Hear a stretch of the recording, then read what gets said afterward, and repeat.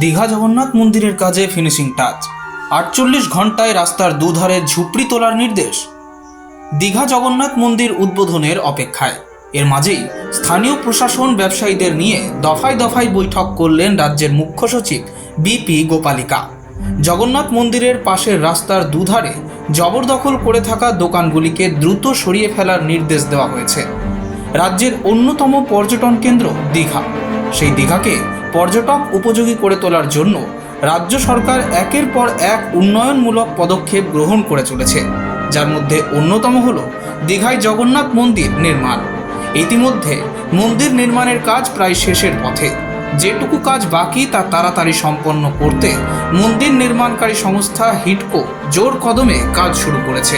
সেই সঙ্গে উদ্যোগী হয়েছে রাজ্য ও জেলা প্রশাসন। Bureau report, express news.